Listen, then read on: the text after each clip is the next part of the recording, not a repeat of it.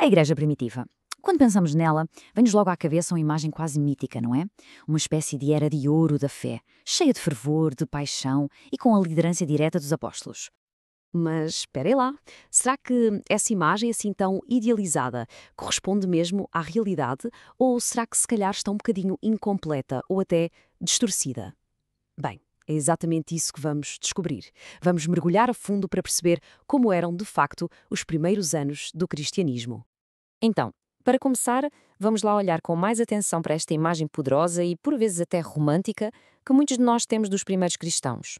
É quase como se tivéssemos duas colunas. De um lado, a visão ideal de uma comunidade perfeita, com um fervor incrível e uma unidade total. Mas, do outro, a história. Bem, a história mostra-nos uma realidade bem mais complexa, cheia de desafios e, acima de tudo, muito humana.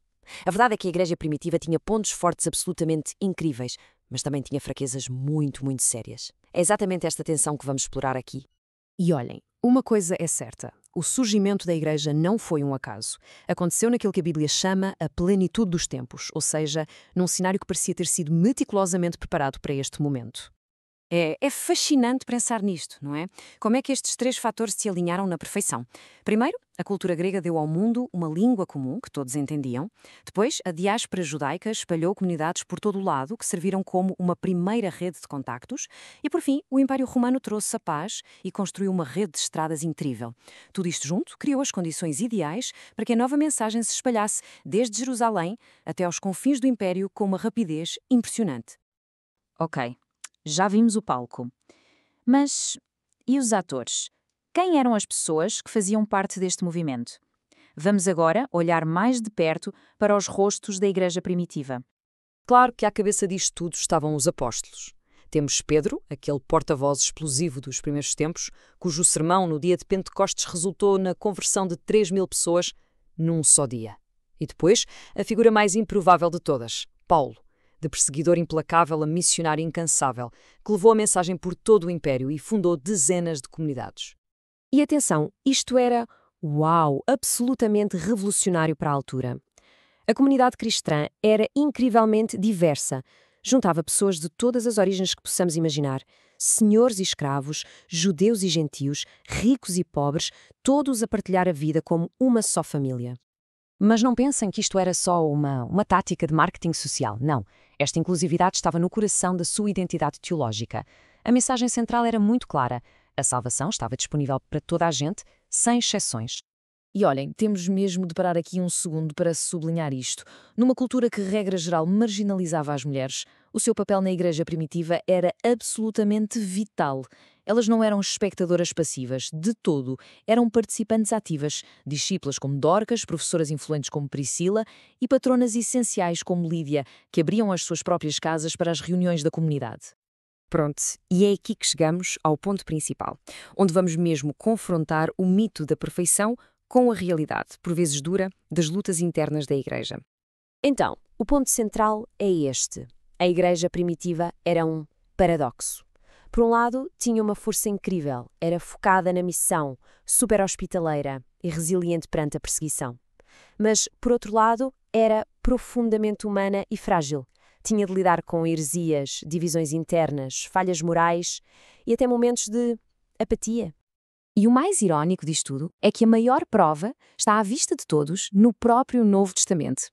Pensemos nisto por um momento. As cartas de Paulo, de Pedro, de João, não são postais a dar os parabéns a igrejas perfeitas.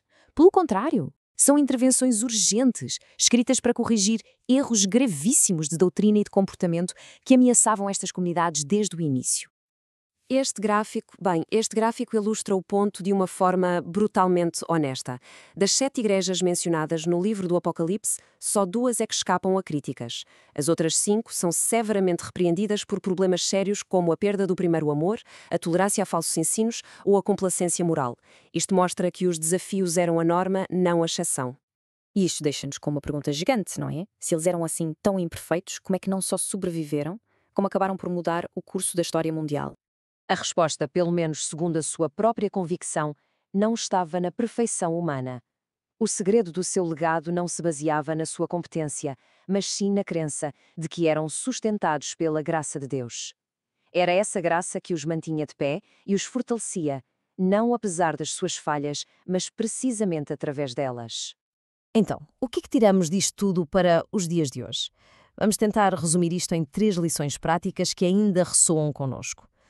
A primeira lição é sobre a autenticidade. Eles viviam uma fé genuína, real, que tinha um impacto visível na sociedade, mesmo debaixo de perseguição. O desafio que eles nos deixam é viver uma fé que seja verdadeira e que influencie positivamente quem está à nossa volta. A segunda lição é o foco total na missão. A prioridade deles era clara: partilhar a mensagem em que acreditavam.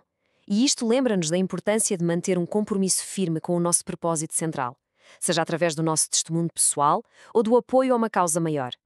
E, por último, a perseverança. Eles enfrentaram adversidades que nós hoje mal conseguimos imaginar, mas encontraram força na fé e na comunidade. O seu testemunho inspira-nos a enfrentar os nossos próprios desafios com coragem, apoiando-nos uns aos outros através da oração e do companheirismo. No final, a história da Igreja primitiva é a história de um grupo de pessoas profundamente imperfeitas, que, contra todas as probabilidades, iniciaram um movimento que mudou o mundo. E a pergunta que ecoa até hoje é esta: se a graça de Deus conseguiu realizar tanto através deles, com todas as suas falhas, qual será o legado que está a ser construído através de nós?